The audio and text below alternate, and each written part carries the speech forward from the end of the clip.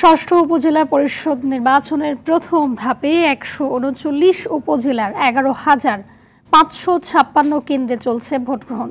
২২টি কেন্দ্রে ইভিএমে এবং বাকিগুলোতে ব্যালটে প্রার্থী বাছাই করছে ভোটাররা। প্রথম ধাপে মোট ১,৬৩৫ জন প্রার্থী প্রতিদ্বন্দ্বিতা করছেন। ইতোমধ্যেই ৮ চেয়ারম্যান সহ ২৮ জন প্রার্থী বিনা প্রতিদ্বন্দ্বিতায় বিজয়ী হয়েছেন। নির্বাচনের খুঁটিনাটি তুলে ধরছেন সৈয়দ মাহমুদ। ১, ২, ৩ ঢাকায় জমি জিতে নিন ১০০% ক্যাশব্যাক সহ ২০ কোটি টাকার পুরস্কার। উপজেলা নির্বাচনের প্রথম ধাপে মোট প্রার্থী ১,৬৩৫ জন।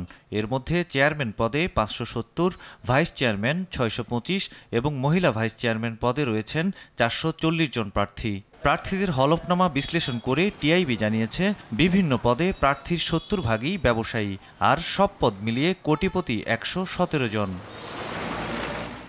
নির্বাচন কমিশন জানিয়েছে, প্রথম ধাপে ভোটার ৩,১৪,৬৮,১০২ জন। এর মধ্যে পুরুষ ১,৬০,০০,০০০ আর নারী ১,৫৪,০০,০০০ বেশি। এছাড়া ১৮৮ জন তৃতীয় লিঙ্গের ভোটার। এদিকে ভোটের পরিবেশ শান্ত রাখতে স্বাভাবিক এলাকা ও বিশেষ এলাকা এই দুই বিবেচনায় দায়িত্ব পালন করছে আইন শৃঙ্খলা রক্ষাকারী বাহিনী। এছাড়া কক্সবাজার, গাজীপুর, ব্রাহ্মণবাড়িয়া, বগুড়া ও মৌলভীবাজার সহ বিভিন্ন এলাকার ঝুঁকিপূর্ণ কেন্দ্রে রয়েছে বাড়তি নিরাপত্তা। বিএনপি সহ বেশিরভাগ বিরোধী দল উপজেলা নির্বাচন বর্জন করেছে।